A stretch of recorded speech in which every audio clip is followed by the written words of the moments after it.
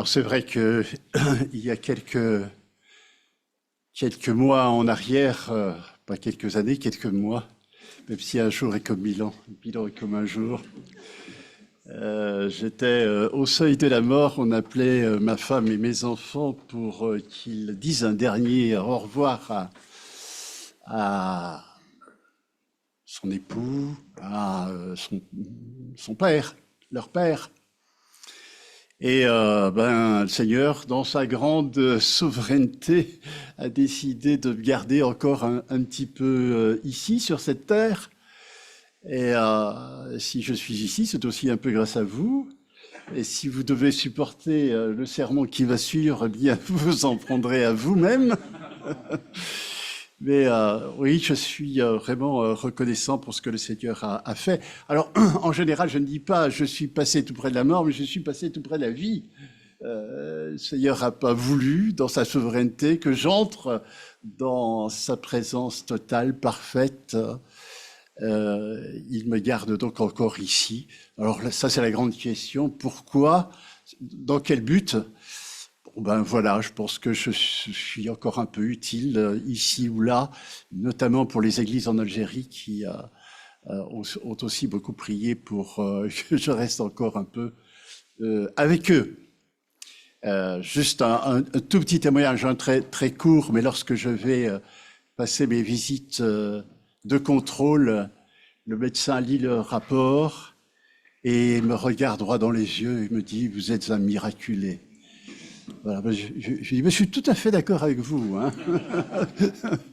Donc, voilà, merci pour vos prières, votre soutien. Et je serai vraiment très reconnaissant. Nous sommes encore un peu dans cette période pascale. Et je ne sais pas comment vous avez vécu vous-même ce week-end pascal. Les églises en général, et avec raison, mettent beaucoup l'accent sur ce week-end et on essaye de commémorer, de se remettre dans cette ambiance un peu pascale. Certaines églises, comme la nôtre à Thonon, le vendredi soir, organisent une soirée autour des textes bibliques qui nous rappellent les derniers moments de Jésus sur cette terre. Puis après, le samedi, il n'y a plus rien. Et puis le dimanche, c'est l'explosion de joie. Les chorales se sont mis, la chorale s'est mise en quatre pour apporter des chants qui expriment toute la joie, toute l'exaltation qu'a provoqué la résurrection de Jésus. Il y a en général beaucoup de monde. Alors, on ne loupe pas le culte de Pâques. Et la question que je me suis posée, et après?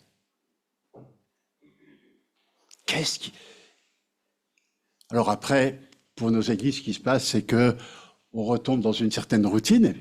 Voilà, c'est les cultes ordinaires. La chorale ne s'est plus mise en quatre pour apporter quelque chose. Il y a le culte traditionnel hein, que nous vivons encore aujourd'hui. Et tout ça m'a fait repenser aussi aux apôtres qui ont vécu une forme d'ascenseur émotionnel. Vendredi, c'est la nuit noire, le désespoir, leur espérance qu'ils avaient mis en Christ, en ses paroles, en son message. Tout à coup, par l'arrestation, par la crucifixion, tout cela est mis par terre. Et puis, il y a ce dimanche, après le terrible vendredi, voilà qu'il y a le dimanche de la résurrection. L'exaltation. Christ est ressuscité. Il est vraiment ressuscité. Il y en a qui suivent, c'est bien. Il est vraiment ressuscité. Oh. Et qu'auriez-vous fait, vous, à la place des apôtres? Moi, si j'avais été pasteur à ce temps-là, j'aurais convoqué une réunion de culte. Un culte, méga culte. Parcouru les villes de Jérusalem en disant « Notre Seigneur, celui que vous avez crucifié, il est ressuscité !» Et puis le lundi, réunion de prière, et mardi, étude biblique, et mercredi, réunion de prière, et jeudi, étude biblique. Enfin, dans l'exaltation de cette résurrection. Alors j'aimerais vous lire un texte qui contraste un peu avec cette caricature que je viens de faire. Et ce texte se trouve dans l'évangile de Jean, chapitre 21, versets 1 à 14. Et j'ai choisi ce texte parce qu'il tranche avec les autres récits. C'est en quelque sorte l'appendice qui vient au terme de l'évangile de Jean, qui pourtant avait pratiquement tout dit. Il n'y avait plus grand-chose à rajouter, mais il nous rajoute quelque chose qui va nous servir justement de réflexion et de méditation. Voici ce que nous dit Jean. Quelque temps après la résurrection, donc, et s'être montré aux disciples, Jésus se montre encore aux disciples sur les bords du lac de Tibériade. Voici dans quelles circonstances. Simon-Pierre, Thomas, appelé le jumeau, Nathanaël de Cana en Galilée, les fils de Zébédée et deux autres disciples se trouvaient ensemble. Simon-Pierre dit aux autres, « Je m'en vais pêcher. » « Nous aussi, nous y allons avec toi, lui dirent-ils. Et les voilà partis. Ils montèrent dans un bateau, mais la nuit s'écoula sans qu'ils attrapent un seul poisson. Déjà le jour commençait à se lever, et voici, Jésus se tenait debout sur le rivage. Mais les disciples ignoraient que c'était lui. Jésus les appela, « Hé, les enfants, avez-vous pris du poisson ?» Jésus y répondirent, « Rien. » « Jetez les filets du côté droit du bateau, leur dit-il, alors, et vous en trouverez. » Ils lancèrent donc le filet et ne purent plus le remonter tellement il y avait de poissons. Le disciple que Jésus aimait dit alors à Pierre, « C'est le Seigneur !» En entendant que c'était le Seigneur, Simon-Pierre, qui avait enlevé sa tunique pour pêcher, la remit et se jeta à l'eau. Les autres disciples regagnèrent la rive avec le bateau et remorquaient le filet plein de poissons, car il n'était qu'à 100 de mètres du rivage. Une fois descendus à terre, ils aperçurent un feu de braise avec du poisson dessus et du pain. Jésus leur dit, « Apportez quelques-uns de ces poissons que vous venez de prendre. » Simon-Pierre remonta dans le bateau et tira le filet à terre. Il était rempli de 153 gros poissons, et malgré leur grand nombre, le filet ne se déchira pas. « Venez, mangez, leur dit Jésus. » Aucun des disciples n'osa lui demander « Qui es-tu » Il savait que c'était le Seigneur. Jésus s'approcha, prit le pain et leur distribua, puis il fit de même pour le poisson. C'était la 3e fois que Jésus se montrait à ses disciples après la résurrection. Voilà ce qui se passe après la résurrection. Les apôtres témoins de la résurrection de notre Seigneur ont vécu un grand événement magnifique, un événement inoubliable, quelque chose qui marque la vie d'un homme. Qu'en est-il de nous? Le Christ ressuscité appartient-il à l'histoire? Ou a-t-il quelque chose à voir avec notre vie d'aujourd'hui, avec notre vie quotidienne? Notre quotidien, le mien, le vôtre. Et l'évangile de Jean se caractérise par le fait, comme je le disais tout à l'heure, qu'il porte une sorte d'appendice, de supplément. Jusqu'au chapitre 20, on rapporte tous les éléments fondateurs pour la foi, la vie de Jésus, sa mort, la découverte du tombeau vide, les apparitions à Marie et aux disciples. Et il faut du temps aux disciples pour accéder à la foi. L'événement est si extraordinaire. Mais Jésus va les conduire au point où ils vont pouvoir dire, formuler cette confession de foi, mon Seigneur et mon Dieu. Et l'apôtre ayant dit toutes ces choses fondamentales, conclut et rappelle le but de son évangile.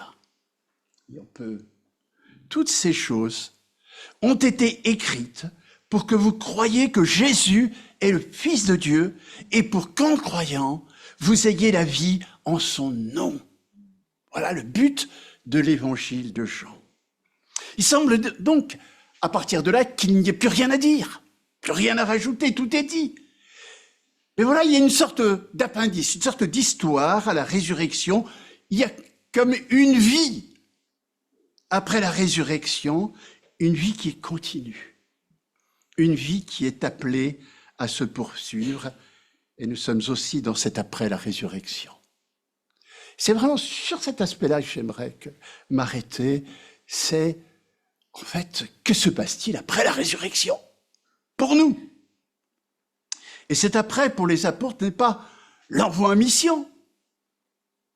C'est pas cela, hein, dans l'évangile de Jean.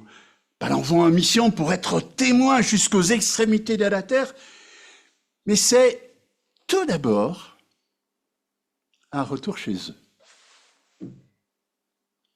Retour chez eux. Et voilà mon plan, retour à la vie quotidienne, le ressuscité sur le rivage de notre vie quotidienne, appel du ressuscité, et le ressuscité prend soin de nous. C'est des points de repère, plus qu'un plan. Mais voilà, vous avez la liste, vous verrez que quand le ressuscité prend soin de nous, c'est bientôt fini. Hein, c'est donc un parcours. Donc la première chose, c'est que les disciples retournent chez eux. On peut envoyer la diapo suivante. Retour à la vie quotidienne. Rien que dans ce que nous avons vécu maintenant dans notre Église, moi j'aurais aimé que le vendredi, avec ces lectures particulières qui nous introduisent, qui nous ont introduits dans une forme d'intimité dure. Dure encore. J'aurais aimé passer quasiment toute la nuit à lire ces textes. Et puis le dimanche, c'est pareil. L'exaltation. Mais ce qui se passe avec les disciples, c'est qu'ils retournent chez eux. Pendant les événements de la croix, où sont-ils? Ils sont à Jérusalem. Mais à Jérusalem, ce n'était pas chez eux. Ils sont étrangers à cette ville de Jérusalem. La maison dans laquelle ils se trouvent a été une maison qui leur a été prêtée. Ils vivent en reclus, à l'écart, après tout ce qui s'est passé. Et donc, après ces événements de la résurrection, de la crucifixion et de la résurrection, ils retournent chez eux. Et c'est Pierre qui entraîne ses amis à reprendre leur barque et leur filet. Après les grands événements de la résurrection, c'est comme si les apôtres avaient besoin de retrouver leur quotidien, de retrouver leur simple geste d'homme. Les événements de la Pâque qu'ils ont vécus ont été tour à tour terribles et magnifiques. Comment vivre quelque chose de plus fort que ce qu'ils ont vécu? Ils ont tout d'abord été plongés, comme je disais tout à l'heure, dans les abîmes de désespérance, lorsqu'il semble que à la mort de Jésus, tout a été fini. Toute l'espérance envolée, toute l'espérance détruite, et les voilà, après la résurrection, transportés dans des moments de joie, dans des moments de plénitude. Tout cela est magnifique, mais on ne peut pas vivre tout le temps sur ce mode-là. C'est pas possible. Psychologiquement, de toute façon, on ne tiendrait pas. Pierre et son compagnon ont besoin de retrouver leur geste de pécheur, dans leur cadre de vie, dans l'atmosphère de leur village, d'une nuit passée sur le lac. Tout ça pour se retrouver eux-mêmes. Et il me semble que ce que nous dit le texte, là où nous en sommes, ça nous rappelle la valeur de la vie normale. De la vie normale. Ces régularités. Nous en avons besoin. On a l'impression, parfois, que dans nos églises, il faut toujours de l'exaltation, de l'extraordinaire. Alors, on va entendre parler d'un témoignage tout à l'heure extraordinaire. Je pourrais vous raconter ce qui s'est passé dans ma vie aussi, d'extraordinaire. Je suis un véritable miraculé, je l'ai dit. Mais ce n'est pas tout le temps comme ça. Et dans la majeure partie des cas, c'est pas tout le temps comme ça. On pense souvent que la vie régulière, ce n'est pas la vie, qu'elle manque de vie. Parfois, on aspire à de l'extraordinaire, en disant, s'il y a de l'extraordinaire, c'est enfin là que l'on va vivre vraiment. Je me trompe ou je suis tout seul?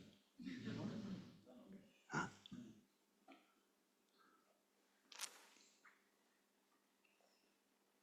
Et ce récit nous montre que même après la résurrection de Jésus, l'homme ne peut pas vivre de l'extraordinaire seulement.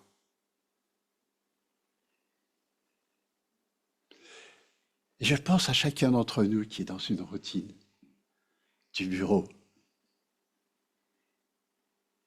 où on fait sans cesse les mêmes choses. Je suis impressionné par un membre de l'Église qui est dans la banque, qui a des placements partout. Mais il dit, tu sais, Nordi, moi je travaille avec des tableaux Excel toute la journée. Hein.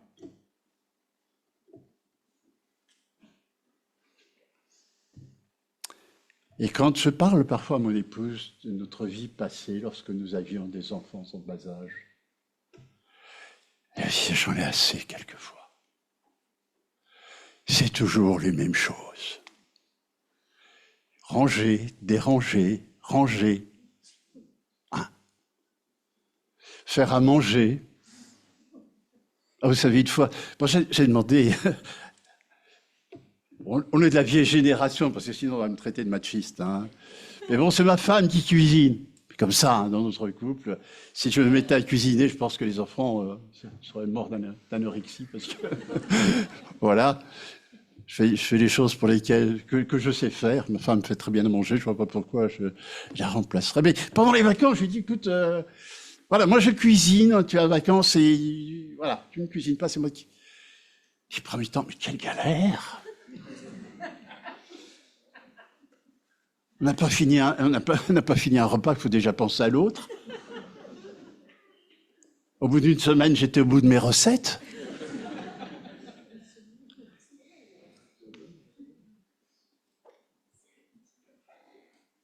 Cette routine. Et pourtant, c'est la vie normale, n'est-ce pas? La vie normale.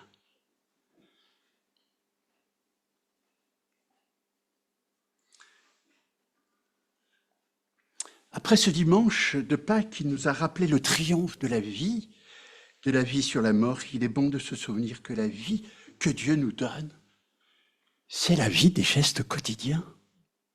La vie des gestes quotidiens. Où nous nous fatiguons parfois, mais qui forment la trame de notre existence. Et lorsque Pierre et ses compagnons retrouvent leur filet, ils n'ont pas perdu, à ce moment-là, dans ce texte, le chant de la résurrection.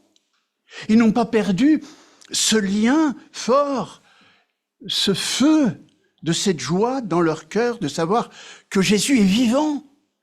La résurrection les accompagne aussi sur le lac de Tibériade, dans ces gestes du quotidien, dans ces gestes maintes fois répétés. Et c'est bien d'aborder les choses de la vie avec cette flamme dans le cœur, dans ces gestes quotidiens.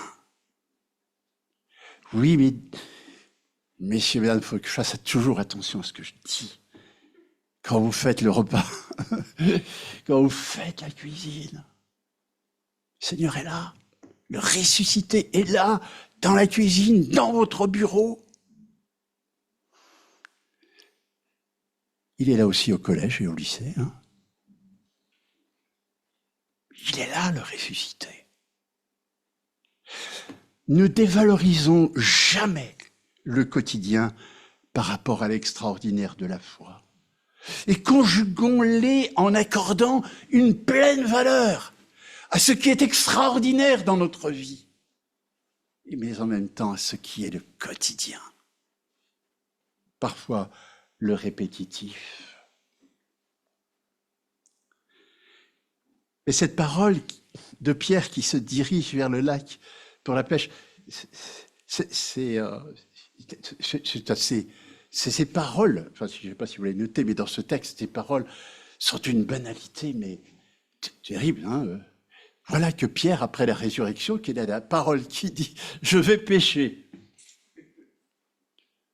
Vous voyez, après la résurrection, je vais aller à la pêche.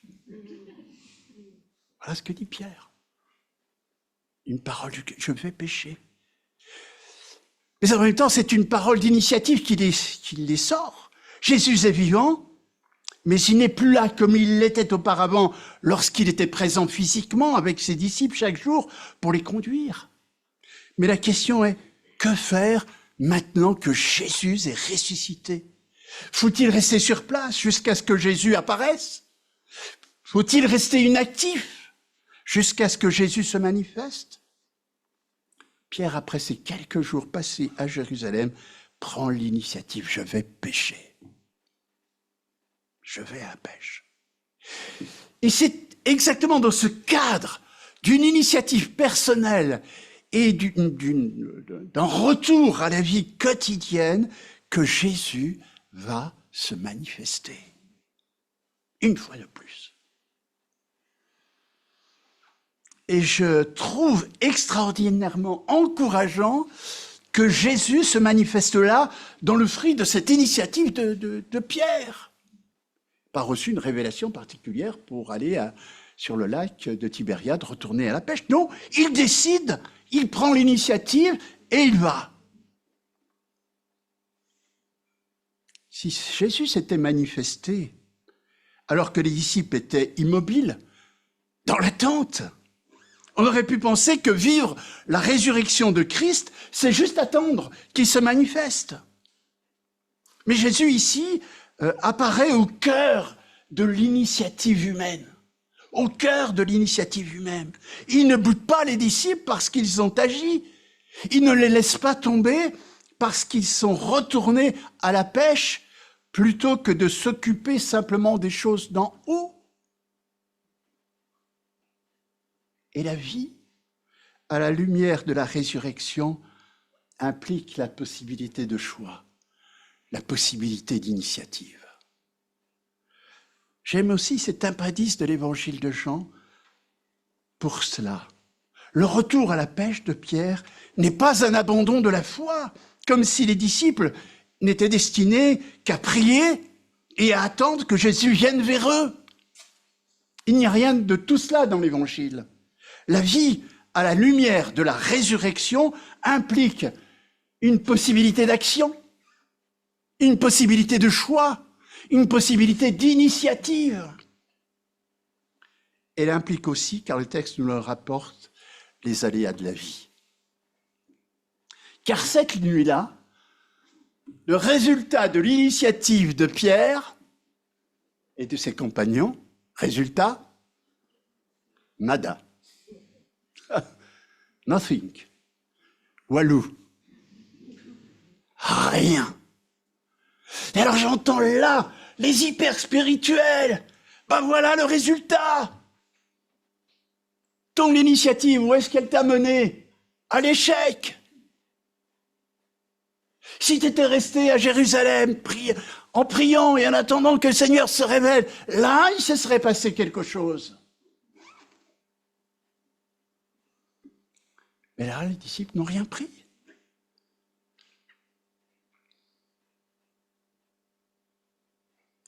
C'est comme si, chaque fois qu'on allait à la pêche, on ramenait quelque chose.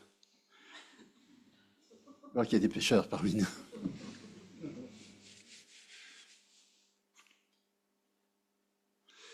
Ça fait partie de la réalité de la vie. Tout ce qu'on fait ne réussit pas, n'est-ce pas? C'est pas parce que ça ne réussit pas qu'on n'est pas dans la volonté du Seigneur. Certaines choses demandent persévérance, fidélité. Certaines choses demandent des recommencements. Et la résurrection de Christ manifeste toute la puissance de Christ.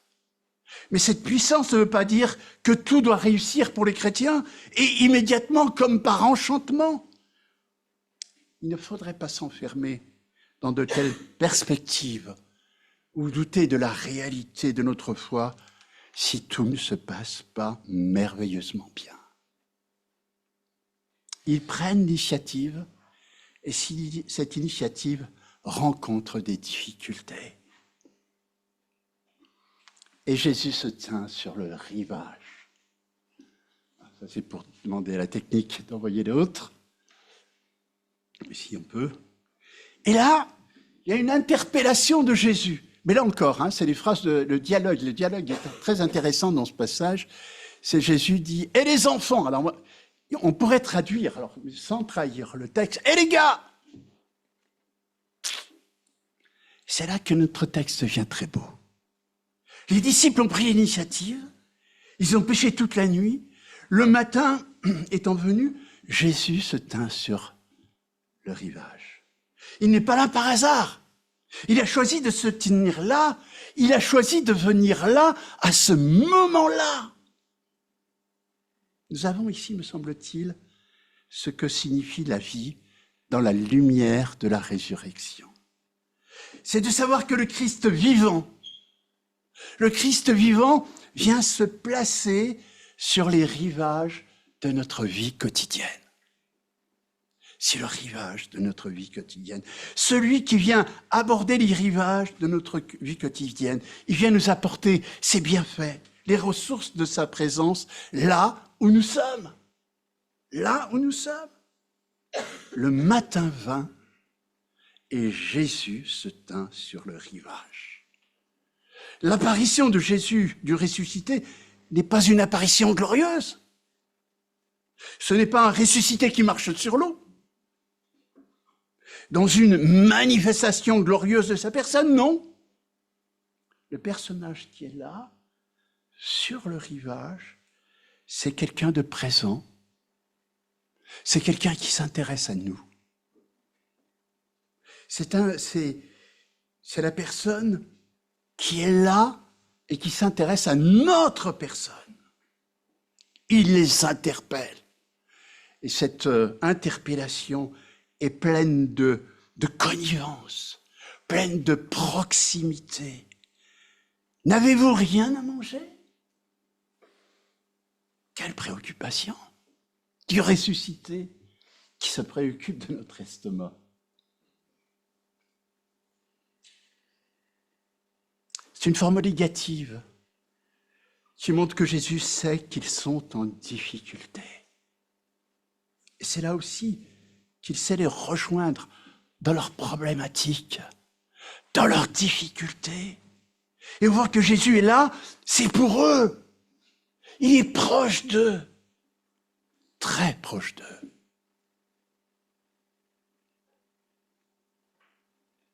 On relie parfois l'humanité de Jésus à son humiliation. Jésus s'est fait proche de nous en devenant serviteur, en s'abaissant jusqu'à nous. Mais ce dont on s'aperçoit ici, c'est que Jésus, le ressuscité, continue d'agir ainsi. Ce n'est pas parce qu'il est ressuscité qu'il cesse de s'intéresser aux siens et d'entrer dans leurs préoccupations. Jésus, le ressuscité, s'intéresse à nous et entre dans nos propres préoccupations. Dans cette tentative qui n'a rien apporté. Et on découvre ici toute la continuité de l'amour vrai. Le Christ triomphant ne devient pas un imbuvable m'as-tu vu? Il reste celui qui s'intéresse aux siens. Il vient dans ce que vivent les siens et qui préfère faire cela plutôt que de se montrer lui. Et j'aimerais que nous gardions au fond de notre cœur cette parole. Je ne sais pas, chers frères et sœurs, ce que sont les rivages de votre vie ce matin. Mais Jésus le vivant est celui qui veut vous rejoindre sur les rivages de votre vie ce matin, de votre vie quotidienne. Il est celui qui veut être là où vous êtes. Il veut être là où nous sommes. Vous vous débattez peut-être comme les disciples, là où vous êtes. Au cœur de vos projets, au cœur de vos tentatives. Jésus est vivant. Et il veut être là sur les rivages de notre vie. De notre vie. Il veut donner priorité à son amour. C'est pourquoi il se passe là où nous sommes. Et que se passe-t-il lorsqu'il se place sur les rivages de notre vie? On peut passer à la diapo suivante. Nous voyons que Jésus, après avoir questionné ses disciples, il leur propose une initiative, il leur propose une parole, il leur propose une action. Il leur dit, jetez les filets. Là, sur la droite. Que font les disciples? Nous, on s'y connaît en métier. Nous, on a appris ça depuis tout petit. Tu vois, il y a une petite distinction entre pêcheur et charpentier. En bois, tu t'y connais, mais en pêche, laisse-nous faire.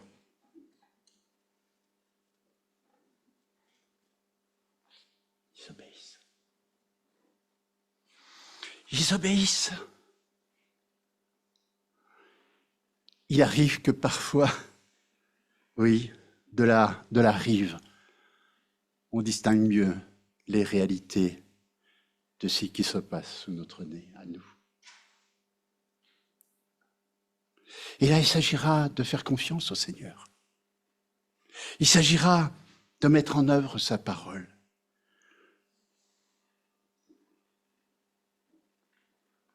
Il s'agira de l'écouter, lui. Il s'agira de lui faire confiance. Confiance en sa parole qu'il nous adresse. Et nous avons cette parole. Nous avons les paroles du Christ ressuscité. Nous savons que c'est la sienne. C'est lui qui nous a dit, je suis tous les jours avec vous. C'est lui qui nous a dit, je suis le bon berger. Je veux vous accompagner. C'est lui qui a dit, celui qui me suit ne marchera jamais dans les ténèbres, mais il aura la lumière de la vie. Nous avons cette promesse. Le Christ est venu vers nous et nous demande de lui faire confiance, de faire confiance en ses promesses. Et nous avons ces commandements. Ne vous inquiétez de rien, car votre Père sait ce dont vous avez besoin. Ayez confiance en Dieu. Ayez confiance en moi. Demeurez unis à moi, comme le cep est au serment. Il nous dit encore, aimez-vous les uns les autres comme je vous ai aimés. Nous avons ces commandements, n'est-ce pas? Le Christ ressuscité nous invite à donner sens à ces commandements. Il y a aussi ces appels, évoqués tout à l'heure dans une prière. Voici, je me tiens à la porte et je frappe. Si quelqu'un entend ma voix et ouvre la porte, j'entrerai chez lui, je souperai avec lui et lui avec moi. À qui dit-il ça? C'est en général un texte d'évangélisation. Non, il dit ça à des chrétiens. Vous avez peut-être mis une distance entre le Christ et vous, à cause de vos souffrances, de vos interrogations, de vos doutes. Le Christ inlassablement frappe à votre porte. Ouvre. Je veux partager avec toi ton pain quotidien, quel qu'il soit. Nous sommes invités à entendre ces appels. en avançant, en agissant avec foi dans le Christ ressuscité. Il faut avancer pour mieux écouter sa parole, mieux lui obéir, mieux lui faire confiance, parce qu'il a attesté par sa mort et sa résurrection qu'il est vainqueur sur toute chose. J'aimerais juste passer à l'appel, si jamais, voilà, ressuscité, prends soin de nous. Un mot encore, à vous qui n'avez peut-être pas encore ouvert votre vie au Christ vivant, ressuscité pour vous. Sachez qu'il s'est donné pour vous cette croix symbolisée par celle qui est derrière moi. Christ y a été cloué, attaché, pour que jamais vous ne le sentiez seul, pour que jamais vous ne sentiez abandonné, pour que votre culpabilité incessante puisse trouver une issue dans son pardon et sa grâce. Demandez-lui de changer votre vie, il le fera. Demandez-lui de faire de vous un enfant de Dieu, il le fera. Si vous le lui demandez, demandez-lui d'être à vos côtés sur le chemin de votre vie. Croyez-moi, après 50 ans d'expérience, il l'a été, et de quelle manière. Dernière action du ressuscité, nous arrivons à la fin, tenez bon.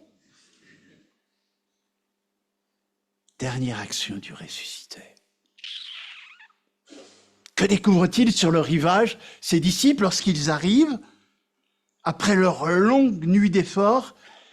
Que découvrent-ils? Que tout est préparé. Tout est préparé pour eux et pour leur donner à manger. Jésus, le ressuscité, a préparé le barbecue. Je ne sais pas s'il y avait du rosé. Et pourquoi pas? Lorsqu'ils descendent à terre, ils voient des braises, du pain, et ils amènent le poisson. Jésus a tout préparé. Jésus a allumé le feu. Jésus a préparé du pain. Jésus a cuit le poisson. C'est lui qui les nourrit. Il leur dit, venez, mangez. Le ressuscité est celui qui vient vers les siens là où ils sont pour les restaurer. Qui vient vers nous pour nous restaurer. Et au travers de cela, Jésus dit à ses disciples qu'ils pourront toujours compter sur lui pour les forces nécessaires. Ils pourront toujours compter sur lui pour les grâces de chaque jour. Nous voyons ici le ressuscité se mettre en quatre pour ses disciples. Le Seigneur vivant est et reste celui qui prend soin de nous et qui le fait avec cœur. C'est une invitation à nous aussi, avoir recours à lui. Avons-nous besoin de pardon?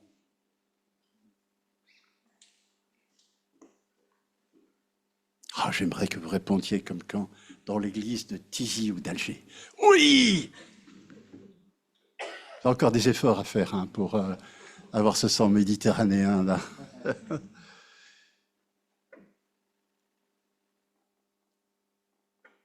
Eh bien, ce pardon est là. Il est prêt à nous l'accorder. Et en abondance. C'est sans doute pour ça qu'il restait des corbeilles. L'abondance, du surplus.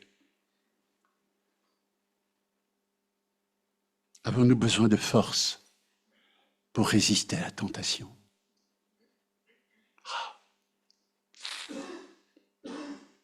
Pour résister au découragement? J'ai 50 ans de conversion et j'en suis encore là. Je ne suis pas tout seul, hein?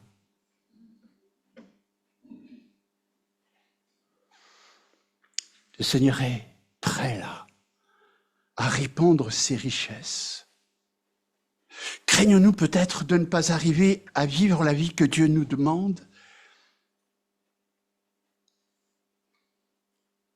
Il répondra à nos besoins. Il sera aussi là lorsque, comme les disciples, nous sommes un peu en panne. Le Seigneur est attentif. Il sera vigilant.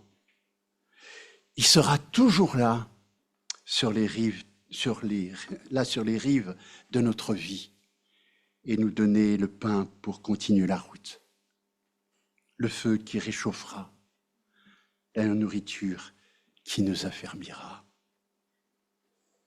Peut-être avons-nous besoin pour notre part de voir toutes les fois où déjà il l'a fait. Moi, j'aime bien ce chant, Compte les bienfaits de Dieu. Vieux cantique, mais tellement, tellement pertinent. Reconnaissons-nous toujours les bienfaits qu'il nous donne? Prêtons-nous toujours attention à ces ressources qui nous permettent de continuer la route et qu'il nous donne? Ayons confiance. Il est le vivant qui a choisi de l'être pour nous donner confiance et ressources pour continuer la marche.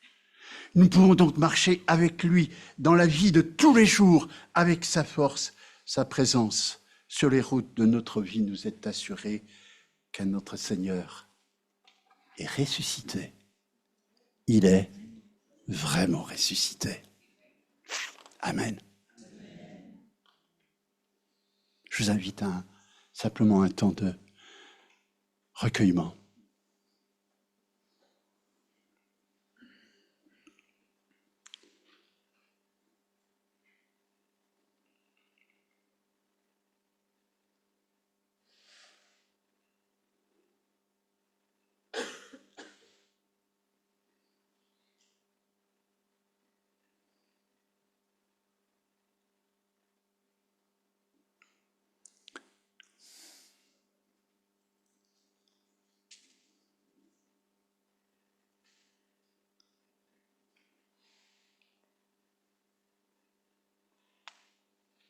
Nous sommes, Seigneur,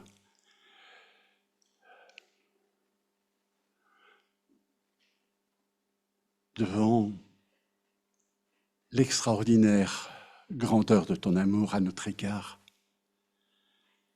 Et nous ne pouvons que nous incliner pour te dire toute notre reconnaissance pour l'attention que toi, le ressuscité, tu apportes à chaque instant de notre vie. Tu connais, Seigneur, les besoins que sont les nôtres et tu veux y répondre à l'abondance. Seigneur, que nous puissions, dans nos vies parfois tourmentées, bousculées, repasser dans notre cœur les promesses que continuellement tu nous adresses. Puissions nous y accrocher, et pas seulement nous y accrocher, mais le faire avec confiance, sachant que tu nous aimes et que tu l'as prouvé de manière si concrète, si extraordinaire. Que l'assurance de ton amour à notre égard soit vraiment ancrée au plus profond de nous-mêmes. Et que la certitude que rien, mais absolument rien, ne peut nous séparer de ton amour, soit vraiment en permanence inscrit au fond de notre cœur. Te le demandons en ton nom. Amen.